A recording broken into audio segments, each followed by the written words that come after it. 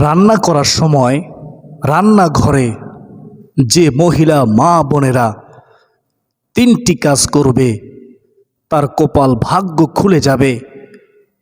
যে মহিলা মা বোনেরা রান্নাঘরে তিনটি কাজ করবে তার গুনাহ আল্লাহ তাআলা ক্ষমা করে দিবেন। মহান আল্লাহ তাআলা গুনাহকে নেকি দ্বারা পরিবর্তন করে তার আমলনামায় দান করবেন। সুবহানাল্লাহ। যে মহিলা মা বোনেরা রান্না করার সময় রান্নাঘরে এ তিনটি কাজ করবে, আল্লাহ ওই খাবারের মধ্যে এমন স্বাদ দিবেন, পরিবারের সবাই এই খাবার খেয়ে তৃপ্তি পাবে। পরিবারের সবাই এই খাবার খেয়ে যে নেক আমল করবে, যে ইবাদত করবে, আল্লাহ সেই ইবাদতের সওয়াব, জিকিরের সওয়াব, কোরআন তেলাওয়াত করলে কোরআন তেলাওয়াতের সওয়াব, যিনি রান্না করেছেন, যিনি রান্নাঘরে তিনটি আমল করেছেন তার আমল নামায়ও আল্লাহ তাআলা সেই সওয়াব দান করবেন। বলুন না সুবহানাল্লাহ। রান্নাঘরে তিনটি কাজ করলে পরিবারের সবাই আপনাকে মহাব্বত করবে, পরিবারের সবাই আপনাকে সম্মান করবে। অত্যন্ত দামি এ তিনটি আমল। ওই মহিলা মা বোনেরা যারা রান্নাঘরে তিনটি আমল করবে তারা আল্লাহর কাছে সবচেয়ে প্রিয় দামি নেককারিনী নারী হবে, বান্দি হবে। আল্লাহ ওই বান্দিকে ভালোবাসবে। আমার বিশ্বাস, যারা চায় দুনিয়া ও আখিরাতের কল্যাণ তারা আজকের এই আলোচনাটি মনোযোগ দিয়ে শুনবে। মূল আলোচনা যাওয়ার পূর্বে আমরা একটু দোয়া করে নেই। 40 জন আমিন বললে অবশ্যই দোয়া কবুল হবে। এই জন্য আপনারা কমেন্টে আমিন লিখে যাবেন এবং ইসলাম প্রচারের স্বার্থে ভিডিওতে একটি লাইক করে দিবেন। তো চলুন আমরা একটু দোয়া করে নেই। হে আল্লাহ, আমাদের সবাইকে মনোযোগ দিয়ে আজকের এই আলোচনা শোনার, মানার, আমল করার তৌফিক দান করো। যে মহিলা মা বোনেরা রান্না করবে রান্নাঘরে এ তিনটি কাজ করে তোমাকে সন্তুষ্টি করার তৌফিক দান করো। আল্লাহ আমাদের সবাইকে তুমি কবুল করে নাও। আল্লাহুম্মা আমিন। তো চলুন আমরা জেনে নেই রান্নাঘরে আমরা কোন তিনটি কাজ করব। ও মহিলা মা বোনেরা শুনেন মনোযোগ দিয়ে। রান্নাঘরে প্রবেশের পূর্বে প্রথম যে কাজ সেটা হচ্ছে অজু করে নেওয়া। অজু করে তারপরে সালাম দিয়ে বিসমিল্লাহ বলে রান্নাঘরে প্রবেশ করা। আপনি অজু করে নেবেন। রান্না করার পূর্বে, রান্নাঘরে প্রবেশের পূর্বে অজু করলে উত্তম হবে। অজু করতে গিয়ে অজুর পানির সঙ্গে আপনার গুনাহগুলো ঝরে যাবে। আপনি যখন অজু করার শেষে কালিমায়ে শাহাদাত পড়বেন, শাহাদাত আঙ্গুল আকাশে দিয়ে ইশারা করে, তখন জান্নাতের 8টি দরজা আপনার জন্য উন্মুক্ত করে দেওয়া হবে। মৃত্যুর পর জান্নাতের যে কোনো দরজাতে ইচ্ছে আপনি জান্নাতে প্রবেশ করতে পারবেন হাসতে হাসতে। সুবহানাল্লাহ। অজু করতেই হবে এমন বাধ্যবাধকতা নেই, তবে অজু করা হচ্ছে উত্তম। যতক্ষণ আপনি অজু অবস্থায় থাকবেন ততক্ষণ রহমতের ফেরেশতারা আপনার জন্য দোয়া করবে, মাগফিরাত করবে। তো প্রিয় দিনী ভাই ও বোনেরা, অজু করবেন, পবিত্র থাকার চেষ্টা করবেন, সালাম দিবেন। এখন বলতে পারেন রান্নাঘরে তো কেউ থাকে না, আমরা সালাম দিব কাকে? রান্নাঘরে কেউ থাকুক না থাকুক আপনি সালাম দিবেন। আপনার সালামের জবাব রহমতের ফেরেশতারা দিবে। আসসালামু আলাইকুম ওয়া রাহমাতুল্লাহি ওয়া বারাকাতুহু। এরপর আপনি বিসমিল্লাহ বলে রান্নাঘরে প্রবেশ করবেন। আপনি যখন বিসমিল্লাহ বলে রান্নাঘরে প্রবেশ করবেন তখন শয়তান আর রান্নাঘরে প্রবেশ করতে পারবে না, আপনার কোনো ক্ষতি করতে পারবে না ইনশাআল্লাহ। তো রান্নাঘরে প্রবেশ করলেন, খেয়াল করবেন বুকে ওড়না আছে কিনা, মাথায় ওড়না আছে কিনা। বুকে এবং মাথায় ওড়না রাখবেন, পর্দা করা ফরজ। তো আপনি রান্নাঘরে যখন আপনি চাউল বান্ডের মধ্যে নেবেন তখন বিসমিল্লাহ বলবেন। প্রতিটি কাজ করার পূর্বে বিসমিল্লাহ বলবেন। যখন আপনি চুলার মধ্যে আগুন দিবেন বিসমিল্লাহ বলে চুলার মধ্যে আগুন দিবেন। আপনি যখন চাল ধৌত করবেন তখন আপনি বিসমিল্লাহ বলে চাল ধৌত করবেন। আপনি যখন তরকারি কুটতে বসবেন তরকারি কুটার পূর্বে বিসমিল্লাহ বলবেন। মাছ কুটলে মাছ কুটার পূর্বে বিসমিল্লাহ বলবেন। যখন আপনি চুলার উপরে ফাতিলা দিবেন বিসমিল্লাহ বলবেন। যখন ফাতিলার মধ্যে ভাত রান্না করার জন্য পানি দিবেন তখন বিসমিল্লাহ বলবেন। আপনি যখন ওই ফুটন্ত গরম পানির মধ্যে ওই ভাতের পাত্রের মধ্যে চাউল দিবেন তখন আপনি বিসমিল্লাহ বলবেন। আপনি যখন তরকারির মধ্যে লবণ দিবেন বিসমিল্লাহ বলবেন। হলুদ দিবেন বিসমিল্লাহ বলবেন। লবণ দিবেন বিসমিল্লাহ বলবেন। সর্বোপরি কথা হলো রান্নাঘরে প্রতিটি কাজ করার পূর্বে বিসমিল্লাহ এর জিকির করবেন। বিসমিল্লাহ বলে তারপরে কাজ করবেন। আপনি যখন বিসমিল্লাহ বলে প্রত্যেকটা কাজ করবেন তখন আল্লাহ ওই কাজের মধ্যে বরকত দিবে। ওই রান্নার মধ্যে আল্লাহ বরকত দিবে। ওই রান্নার মধ্যে আল্লাহ রহমত ঢেলে দিবে। সুবহানাল্লাহ। ওই রান্না খেয়ে সবাই তৃপ্তি পাবে। ওই রান্না হয়ে যাবে তাবারক। বলুন না সুবহানাল্লাহ। তো প্রিয়দিনী মা ও বোনেরা, 1 নম্বর আমলটি আমরা জানলাম, সেটা হচ্ছে রান্নাঘরে প্রবেশের পূর্বে আমরা অজু করে নেব, সালাম দেব, বিসমিল্লাহ বলে রান্নাঘরে প্রবেশ করব, মাথায় বুকে ওড়না রাখব। আমরা রান্নাঘরে প্রতিটি কাজ করার পূর্বে বিসমিল্লাহ বলবো। এখন আমরা জানব 2 নম্বর আমল। রান্নাঘরে যখন আপনি রান্না করবেন, রান্নার যাবতীয় কাজগুলো করবেন, রান্নাঘরে বসে বসে তখন আপনি হাত দিয়ে না কাজ করবেন, কিন্তু জবান দিয়ে আপনি আল্লাহর জিকির করবেন, ইস্তিগফার পড়বেন, রাসূলুল্লাহ সাল্লাল্লাহু আলাইহি ওয়াসাল্লামের উপরে দুরূদ শরীফ পড়বেন। আপনি আপনার রান্নাঘরটাকে জিকিরের মজলিস বানিয়ে পড়ুন। রহমতের ফেরেশতারা আপনার রান্নাঘরের চতুর্দিকে বেষ্টন দিয়ে আপনার জন্য রহমতের দোয়া করে, মাগফিরাতের দোয়া করবে আল্লাহ তাআলা দরবারে।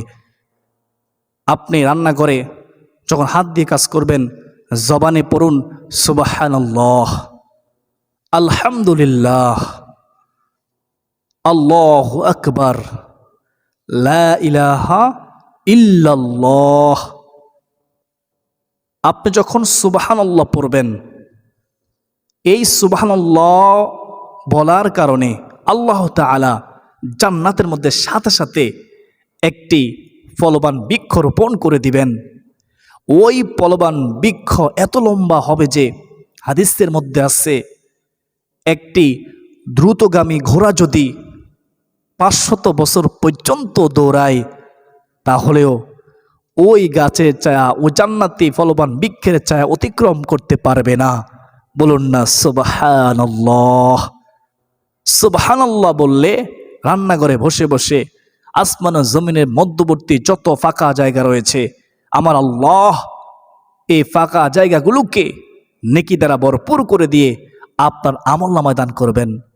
আপনি যখন রান্নাঘরে সুবহানাল্লাহ সুবহানাল্লাহ জিকির করবেন, মনে রাখবেন এই সুবহানাল্লাহ জিকির করার কারণে মহান আল্লাহ তাআলা আপনাকে ভালোবাসবে। সুবহানাল্লাহ অর্থ কি? আল্লাহ তাআলা পুত পবিত্র। প্রিয়দিনী ভাই বোনেরা, আলহামদুলিল্লাহ জিকির যখন করবেন আল্লাহ আপনার নিয়ামত বাড়িয়ে দিবেন।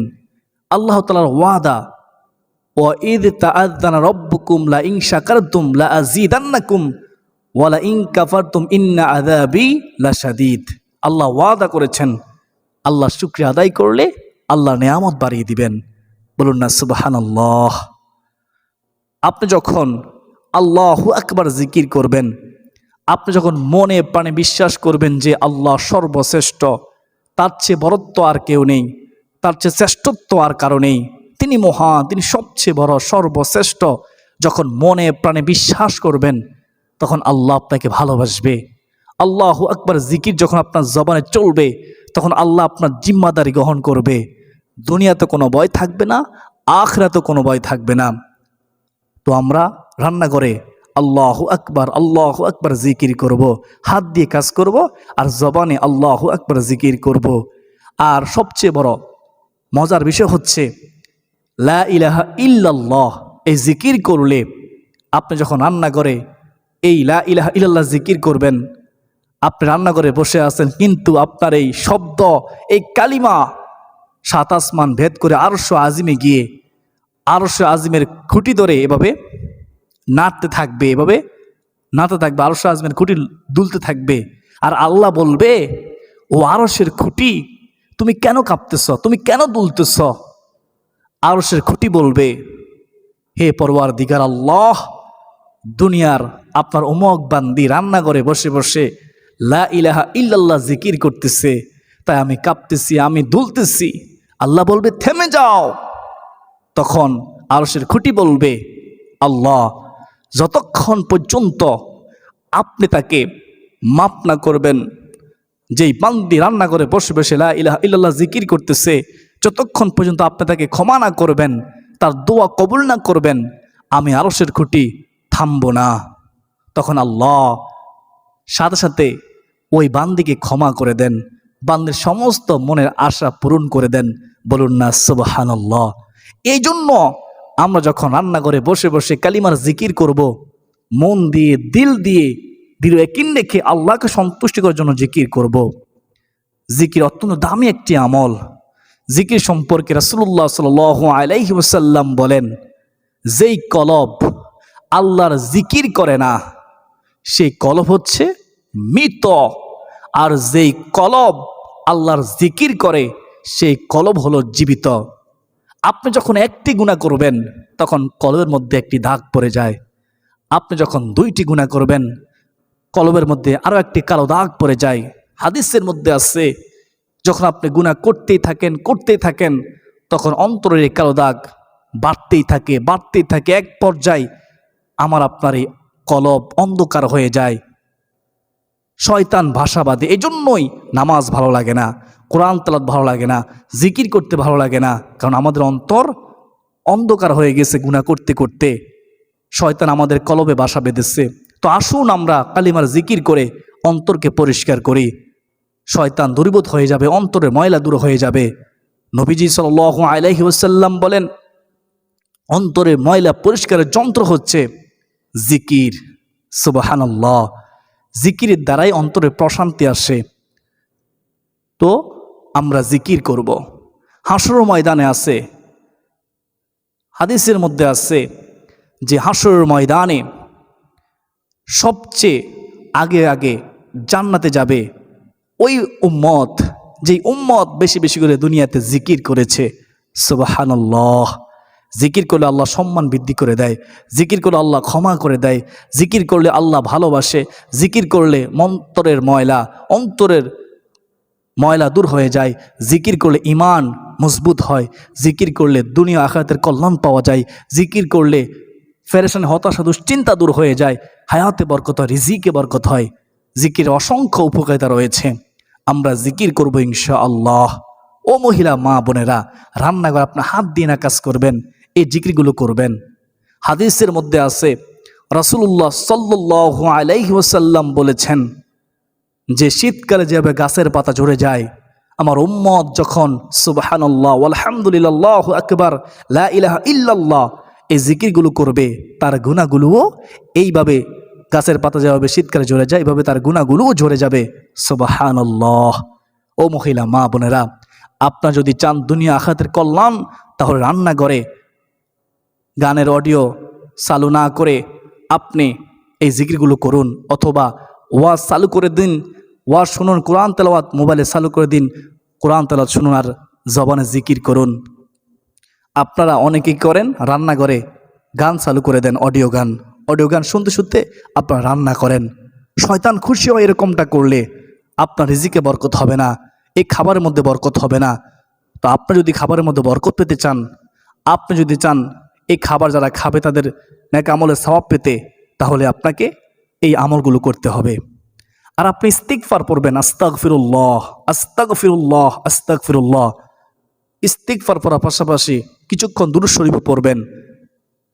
সাল্লাল্লাহু আলাইহি ওয়াসাল্লাম সাল্লাল্লাহু আলাইহি ওয়াসাল্লাম। ইস্তিগফারের ফজিলত অসংখ্য। আল্লাহ ওয়াদা করেছেন আমার আপনার গুনাহ ক্ষমা করে দিবেন।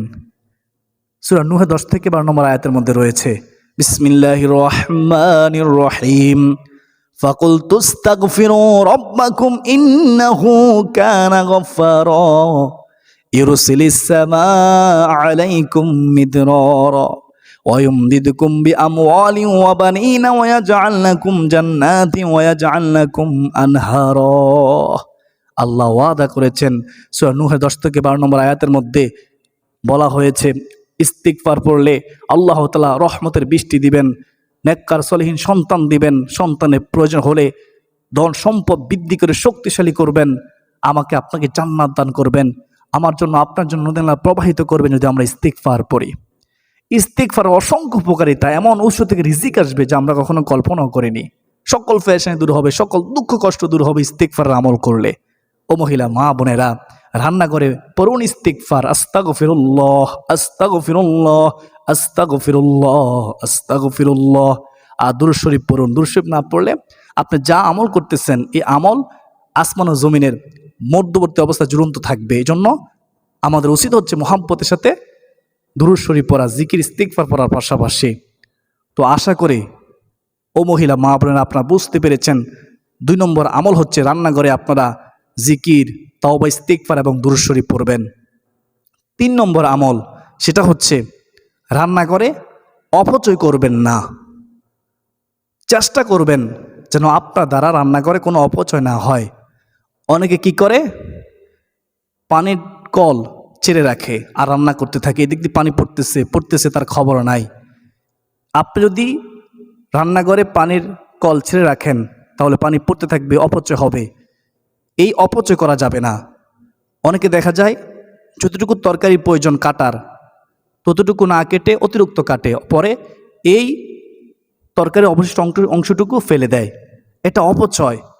আপনার যা প্রয়োজন আপনি তাই রান্নাঘরে ব্যবহার করুন, আপনি ব্যবহার করুন, অপচয় করবেন না, অপচয় করবেন না। তো অপচয়কারী শয়তানের ভাই সাবধান। বিসমিল্লাহির রহমানির রহিম, ইন্নাল মুবাযযিরিনা কানু ইখওয়ানিশ শাইতান, নিশ্চয়ই অপচয়কারী শয়তানের ভাই। তো 3 নম্বর কাজটি হচ্ছে রান্নাঘরে কখনো অপচয় করবেন না। অপচয় করলে আল্লাহ রাগ করেন, শয়তান খুশি হয়। আপনি কি চান আল্লাহ রাগ করে? আপনি কি চান শয়তান খুশি হোক? তাহলে আপনি যদি চান আল্লাহ খুশি হোক, শয়তান রাগ করুক, তাহলে অপচয় করা বন্ধ করুন। আপনার দ্বারা যদি অপচয় হয়ে থাকে অতীতে, তাহলে এখনই তওবা করুন, আল্লাহ আমি আর অপচয় করবো না রান্নাঘর, তুমি আমাকে মাফ করে দাও, ক্ষমা করে দাও। আল্লাহ তওবাকারীকে পছন্দ করেন, আল্লাহ ক্ষমা করতে ভালোবাসেন। আল্লাহ আপনার তওবা কবুল করবে, আপনাকে ক্ষমা করে দিবে।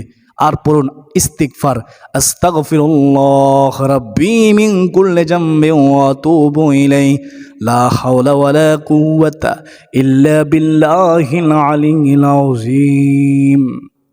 আশা করি ও মহিলা মা বোনেরা, আজ থেকে আপনারা যখনই রান্নাঘরে প্রবেশ করবেন, রান্নাঘরে ঢুকবেন, রান্নাঘরে আপনারা এই 3টি কাজ করতে ভুলবেন না। আল্লাহ তাআলা আপনাদের রান্নার মধ্যে বরকত দিবেন, এই রান্নার মধ্যে রোগের শেফা দিবেন। এই রান্না যারা খাবার হিসেবে গ্রহণ করবে, ইবাদতের জন্য যারা এই খাবার খাবে, তারা যখন ইবাদত করবে আপনিও ইবাদতের সওয়াব পাবেন। আল্লাহ আপনাদের হায়াতে বরকত দিবে, রিজিকে বরকত দিবে। ওই পরিবারে যারা থাকবে সবার আমলের প্রতি উৎসাহ বেড়ে যাবে, নামাজের প্রতি মনোযোগ বৃদ্ধি হবে, তারা নামাজ পড়তে পছন্দ করবে। কারণ আপনি এমন নারী, যেই নারী নেককারে নারী, যেই সংসারে থাকবে ওই সংসারটা জান্নাতের টুকরা হয়ে যায়। আর যেই ঘরে বদকার বেনামাজি নারী থাকবে, যে নারী পর্দা করে না এমন নারী যদি ঘরে থাকবে, ওই ঘরটা জাহান্নামের টুকরা হয়ে যায়। তো আপনি হচ্ছেন নেককারে নারী, আপনার ঘরটা হয়ে যাবে জান্নাতের টুকরা, পরিবার সবাই আপনাকে সম্মান করে ভালোবাসবে। আল্লাহ তাআলা আমাদের সকল মা বোনদেরকে সঠিক পথে চলার, রান্না করার সময় 3টি কাজ করার তৌফিক দান করুন। সকলে বলি আল্লাহুম্মা আমিন। 40 জন আমিন বললে অবশ্যই আমাদের দোয়া কবুল হবে। আমরা সংক্ষেপে একটু দোয়া করে নেই। আলহামদুলিল্লাহি রাব্বিল আলামিন, ওয়াসসালাতু ওয়াসসালামু আলা সাইয়্যিদিল মুরসালিন ওয়া আলা আলিহি ওয়া আসহাবিহি আজমাইন। রব্বানা আতিনা ফিদ দুনিয়া হাসানাতাও ওয়া ফিল আখিরাতি হাসানাতাও ওয়া কিনা আযাবান নার। ইয়া রাব্বাল আলামিন। আল্লাহ আমাদের সকল মহিলা মা বোনদেরকে রান্না করার সময় 3টি কাজ করা তৌফিক দান করিও, তাদের হায়াতে বরকত দাও, রিজিকে বরকত দাও। আমরা যারা রান্না করব, রান্না করার সময় তোমার জিকির করা তৌফিক দাও, ইস্তেগফার করা তৌফিক দাও, দুরূদ শরীফ পড়া তৌফিক দাও। আল্লাহ রান্না করা অপচয় থেকে বেঁচে থাকার তৌফিক দাও। শয়তান ওয়াসওয়াসা কুমন্ত্রণা থেকে আমাদের সবাইকে তুমি হেফাজত করো। আল্লাহ যারা আমিন আমিন বলতেছে, যারা আমার সাথে দোয়াতে অংশগ্রহণ করেছে, সকলের জীবনের গুনাহগুলো তুমি মাফ করে দাও।